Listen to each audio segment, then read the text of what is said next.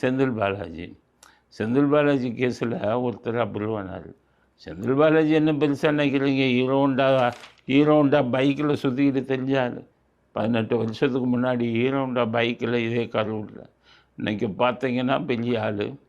ஆனால் பெரிய இவருக்கு மேலே பணக்காரன் கிடையாதுங்கிற மாதிரி கோடிக்கணக்கில் கையில் வச்சுருக்காங்க. உங்களுக்கு தெரியும் 2011 2015 வரை அவர் போக்குவரத்து துறை மந்திரியாக இருந்தார். ஜெயலலிதா பீரியடில். அப்போ போக்குவரத்து துறையில் வேலை வாங்கினேன்னு எல்லாத்தையும் பணம் வாங்கினார். பணம் வாங்கினதுக்கப்புறம் இப்போ அதை பிரச்சனை பெருசாகி பாதிக்கப்பட்டவங்கெல்லாம் வழக்கு போட்டோன்னா கூப்பிட்டு திருப்பி கொடுத்தார். சுப்ரீம் கோர்ட்டு என்ன சொன்னால், எப்படியா திருப்பி கொடுத்தா நீ செய்த குற்றம் போயிடுமா? பணம் வாங்கலாமா நீ போஸ்ட்டுக்கு? இவர் மேலே கேஸ் போடுங்கன்னாரு. 2000 பேரை குற்றவாளி ஆக்குனாங்க. ஸ்டாலின் மனசாட்சி இல்லாத ஒரு மனிதர். இந்த உலகத்திலேயே மனசாட்சி இல்லாத ஒரு மனிதர்னால் அது ஸ்டாலின் தான். அட பாருங்க, மனசாட்சி எப்படிப்பட்ட திருடனுக்கே மனசாட்சி இருக்குமையா? நான் எத்தனையோ வழக்கில் பார்த்துருக்கேன். திருடனுக்கு மனசாட்சி இருக்கும். ஒரு திருடன் ஒரு அம்மா செயினை எடுத்துகிட்டு போயிட்டான். அது தாலி செயின். அப்படி அந்த அம்மாவுக்கு கவலை என்னென்னா, செயின் போயிடுச்சே அப்படிங்கிற கவலை கூட இல்லை, என் தாலி போயிடுச்சே, அதில் தாலி போச்சிருந்தேனே, திருடன் கொண்டு போயிட்டானே அப்படின்னு கவலைப்பட்டாங்க. கொண்டு போன திருடன் பார்த்தான், செயின் தாலி ரெண்டையும் பார்த்தான். ஆகா, தாலியை நம்ம தூக்கிட்டு வந்துட்டோமே. தாலிங்கிறது ஒரு புனிதமான ஒரு பொருளாச்சே இந்துக்களுக்கு. அந்த அம்மா ரொம்ப எவ்வளோ கவலைப்படும். செயினை நம்ம வச்சுக்குவோம், சார் இதை தாலியை திருப்பி கொடுத்துருவோன்னு முடிவு பண்ணலாம். முடிவு பண்ணிட்டா தாலி எப்படி கொடுக்குறது? அதுதான் பிரச்சனை. நள்ளிரவு அதே வீட்டுக்கு போனான். அந்த செயினை யார்கிட்ட இருந்து அத்தானோ அவங்க இதை கண்டுபிடிச்சி ஜன்னல் வெளியாக இருந்து தாலியை மட்டும் தூக்கி எரிஞ்சிட்டு போயிட்டான் வீட்டுக்குள்ளே. காலையில் அந்த அம்மா எந்திரிச்சு பார்க்குறாங்க, தாலி வீட்டுக்குள்ளே இருக்குது. அவங்களுக்கு ஒன்றுமே புரியலை. கடைசி அந்த திருடிட்டு போன திருடன் கூட அவன் தான் அதை பார்த்து அவன் தான் தூக்கி போட்டிருக்கான்னு அவங்க நினச்சாங்க. அதற்கான இதுவும் ஒரு கடிதத்தையும் அதுக்கு இடையில போட்டிருந்தான். சகோதரி மன்னித்து விடுங்கள், உங்கள் தாலியை திருப்பி கொடுக்கிறேன்.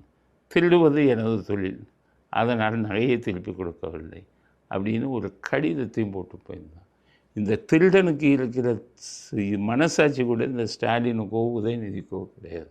கொள்ளையடிக்கிறதுல, மக்கள் பணத்தை கொள்ளையடிக்கிறதுல அந்த ஒரு துளி கூட இந்த மனசாட்சி இல்லாத மனிதர்கள் அவர்கள். அப்படித்தான் அதில் வந்தவர் தான் இந்த செந்தில் பாலாஜி. செந்தில் பாலாஜி 2000 பேர் மேலே கேச போட்டாங்க. பணம் வாங்கினது செந்தில் பாலாஜி, பணம் கொடுத்தது 100 பேர். எல்லார் பேர் மேலேயும் பணம் கொடுத்தவங்களையும் கேச போட்டாங்க. கடைசி அதில் ஒருத்தர், அவர் செந்தில் பாலாஜிக்கு ரொம்ப வேண்டியவர், அதில் டிரைவராக இருந்தார். அவரும் முடிவு பண்ணிட்டார், செந்தில் பாலாஜி பணம் வாங்கினதெல்லாம் எனக்கு தெரியும், பாஸ்கரன் அவர் பேர், அதனால் நான் அப்ரூவல் ஆகிட்டார், நான் உண்மையெல்லாம் சொல்லிடுறேன் அப்படின்னு அப்ரூவல் ஆகிட்டார். இன்றைக்கு அவர் அனாதையாக செத்து கிடந்தார். 2 நாளைக்கு முன்னாடி ஒன்றும் கிடையாது. உடனே எடுத்தாங்க, பிரேத பரிசோதனை செஞ்சாங்க, எரிச்சிட்டாங்க வீட்டில். இதுக்கெல்லாம் பின்னணியில் யார்? செந்தில் பாலாஜிக்கு எதிராக சாட்சி சொல்ல வரணும் அப்படின்னு நினச்சதுக்காகவே செத்தார். மாரடை பண்ணார், செத்தார். செந்தில் பாலாஜியா, செந்தில் பாலாஜி தம்பியா, யாருக்கு தெரியும்? கடவுளுக்கு தான் தெரியும். அதனால் பாஸ்கரன் என்பவர் இன்று மரணம் அடைந்திருக்கிறார். இந்த பாஸ்கரன் தான் செந்தில் பாலாஜி வழக்கில் அப்ரூவராக மாறியவர். அப்போ மரணத்துக்கு பின்னால் யார் இருப்பார்கள் அப்படின்னு அனைவருமே சந்தேகப்படுறாங்க. அதனால் வருங்காலத்தில் நிச்சயமாக அவருடையது கொலையா இல்லை தற்கொலையா இல்லை மாரடைப்பா, அதுக்கு காரணமானவர்கள் யார் என்பதை இறைவன் தான் சொல்ல வேண்டும். எப்படி மாட்டுவாங்க சம்பந்தப்பட்டவர்கள் அப்படிங்கிறது அடுத்த கட்ட கருத்து.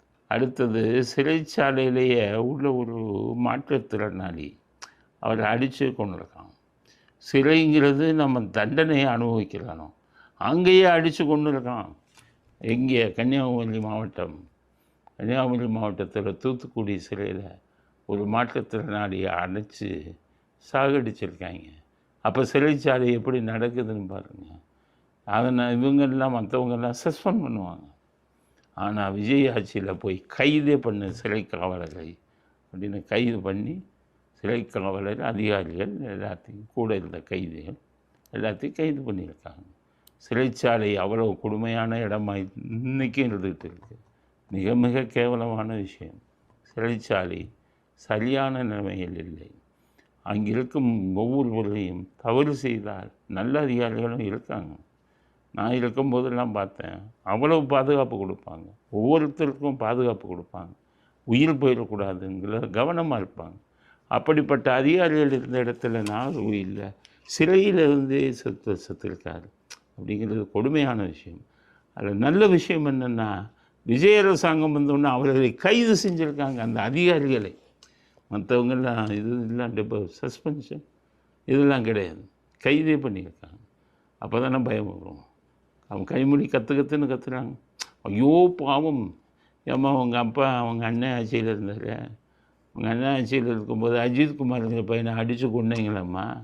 ஒரு ஐஏஎஸோ உங்கள் அண்ணன் உங்கள் குரூப் எல்லாம் சேர்ந்து அடித்து கொண்டீங்களே நிக்கிதாங்கிற பெண்ணுக்காக.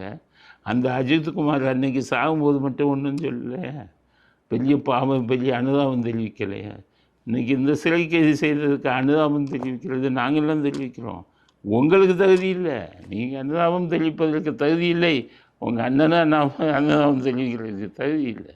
காரணம், இப்படிப்பட்ட கொலைகள் எல்லாம் மிக மிக அதிகமாக நடந்தது உங்களது ஆட்சியில், உங்கள் அண்ணனது ஆட்சியில் அப்படிங்கிறத நீங்கள் புரிஞ்சுக்கணும் அப்படிங்கிறது அடுத்த கட்ட கருத்து.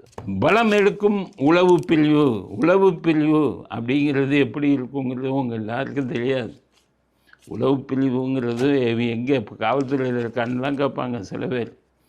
உளவு பிரிவு தான் ரொம்ப முக்கியம். அவங்க செய்கிற பணியே வெளியில் தெரியாது.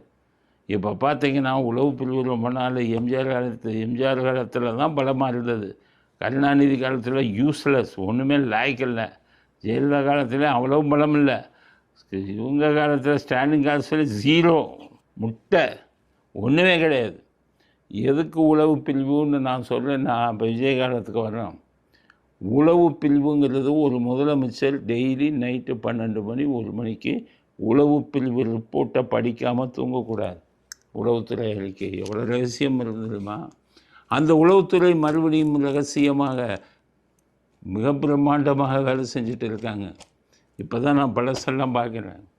பத்திரிகையாளர்கிட்டெல்லாம் நல்ல ஒரு இதை வச்சுக்கிறாங்க. பத்திரிகையாளர்கிட்டருந்து செய்தி வாங்குகிறாங்க. அவங்ககிட்ட சொல்கிறாங்க, எது இங்கே தப்பு நடக்குதோ அதெல்லாம் எனக்கு சொல்லுங்கள், நாங்கள் தப்பை தீர்க்கிறோம் அப்படின்னு கேட்குறாங்க. இதைத்தான் நான் எதிர்பார்த்தேன். உளவு பிரிவுனா இப்படி தான் இருக்கணும். இந்த அருண் போயிட்டு ஒவ்வொருத்தரும் சண்டை போட்டுக்கிட்டு ஒவ்வொருத்தனையும் என்கவுண்டர் பண்ணிக்கிட்டு கேவலப்படுத்திக்கிட்டு இருந்தாங்க. ஆனால் உளவு பிரிவு மிக அருமையாக உள்ளேருந்து வேலை செய்கிற அதிகாரிகள் பேர் கூட வெளியில் சொல்ல மாட்டாங்க. அருமையாக வேலை பார்க்குறாங்க. மாவட்ட செயலாளர், தாவேகா மாவட்ட செயலாளர் ஃபோன் பூரா டேப் பண்ணுறாங்க. எம்எல்ஏக்கள், தாவேகா எம்எல்ஏக்கள் ஃபோனெல்லாம் டேப் ஆகுது. தாவேகா அமைச்சர்கள் ஃபோனெல்லாம் டேப் ஆகுது. ஊழல் பண்ணால் அமைச்சர்கள் தூக்கிறாரு விஜய். 2-3 மாதம் அவங்கள கூப்பிட்டு நேற்றெல்லாம் மீட்டிங் நடந்தது. என்ன மீட்டிங்? அமைச்சர்கள் மீட்டிங். அமைச்சர்கள் மீட்டிங்கில் சொல்லிட்டார் விஜய், உங்களுக்கெல்லாம் மன்னிப்பே கிடையாது. யார் தப்பு பண்ணீங்க 3 மாதத்தில் தூக்கிடலாம் மந்திரிங்க. அங்கே உட்காந்துருந்த சில அதிகாரிகள்லாம், மோசமான அதிகாரிகள்லாம், நீங்கள்லாம் எழுந்திரிச்சு வெளில போங்கன்ட்டாங்க. ரகசியமாக நாங்கள் பேசணும் அப்படின்னா என்ன அர்த்தம்? உளவுத்துறையை வந்து ரொம்ப நான் கண்காணிக்கிறான். உளவுத்துறை ரிப்போர்ட்டை படிக்கிறார். அவர் ரெண்டா பேச மாட்டேங்கிறாருன்னு சொல்லிகிட்டு இருக்கான். ஆனால் சில விஷயங்கள், உளவுத்துறையை பலப்படுத்தும் விஷயங்கள், உளவுத்துறையில் டேப் பண்ணுற விஷயங்கள், அவ்வளோ பேர்த்தையும் கட்சி விட்டு தூக்குறது